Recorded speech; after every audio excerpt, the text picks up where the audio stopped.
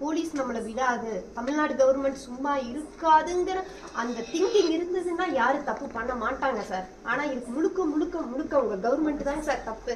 சும்மா விவசாயின்னு வேணா பப்ளிசிட்டி பண்ணிக்கிறீங்களே தவிர, இப்ப எங்க குடும்பம் கிடையாது. இதோ இந்த பக்கத்து பள்ளியில வீடு இருக்கு, அங்க வீடு இருக்கு. என்னங்க சொல்லுங்க. பாருங்க, இன்னைக்கு நாங்க 3 நாளா ஏதோ இந்த குடோன் இருக்க முடி பரவாயில்ல, குழந்தைகளை வச்சுட்டு நாங்க இங்க இருக்கிறோம். சொல்லுங்க, ஒரு பாத்திரம் எடுக்க வழி இல்ல. அது அவங்க இன்வெஸ்டிகேஷன் வச்சிருக்காங்க, அது வந்து நான் தப்பு சொல்லல. ஆனா நினைச்சு பாருங்க, சொல்லுங்க. பல்லடத்துல நடந்தது இல்லைன்னு சொல்ல, அந்த ஒரு வாரத்துக்குள்ள எல்லாம் பிடிச்சாங்க, ஆடையில பிடிச்சாங்க. சார் நீங்க பிடிக்கிறது ஓகே, பிடிக்கிறீங்க, யாரும் தெரியற மாதிரி பயங்கரமான தண்டனையே இருக்கணுங்க. திருப்பி நீங்க குடிக்கிற தண்டனை மத்தவங்களுக்கு தெரியுதா? சொல்லுங்க. அவன் பண்றான் அப்படின்னா அவன் இருக்கிற திருடன்களுக்கு புரியணும் சார். எவனோ ஒருத்தர் புதுசா உருவாயிடுறாங்க, அங்கங்க வர்றாங்க, எல்லாம் பண்றாங்க. இதுக்கப்புறம் நீங்க குடிக்கணும், அது எங்களுக்கு ஒரு இது. குடிச்சாதான் எங்களுக்கு ஆறுதல். குடிச்சா அவனுக்கு தண்டனை கொடுத்தாதான் இவன் ஏன் பண்ணான், எதுக்கு, ஏன்னா வேற மோட்டிவ் இல்ல.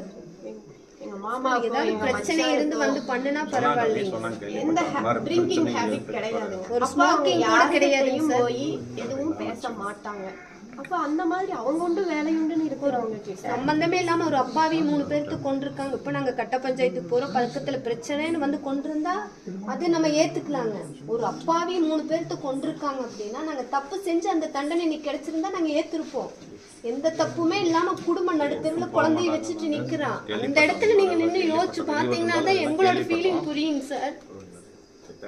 இவ்வளோ அவனாசி பாலத்துல ஸ்டேஷன் இருக்கு, அது ஒரு பெரிய ஜங்ஷன், காங்கி இருக்கு, ஒரு கேமரா கூட இல்ல. எது வரைக்கும் கேமரா இருக்கு சொல்லுங்க.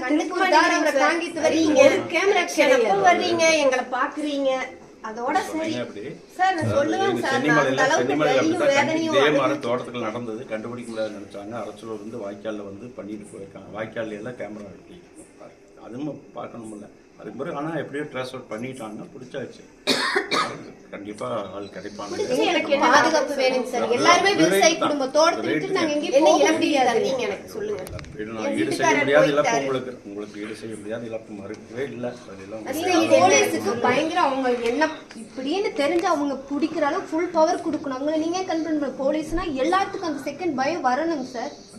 யாருக்கு அந்த பயம் கிடையாது. அதோட ரொம்ப சிரமப்பட்டு தான் பிடிச்சாங்க. ஏன்னா அவன் வாய்க்காலில் வந்திருக்கிறான், அங்கே சென்னிமலை நடந்து அதுதான் புதரில் வரும்போது அங்கே எங்கேயும் கேமரா போகுது இல்லையா, ரோடுகள் இருக்குது. இப்போ அவங்கவுங்க ப்ரைவேட் நிறையா வச்சுட்டாங்க, ஈஸியாக பிடிச்சிட்றாங்க.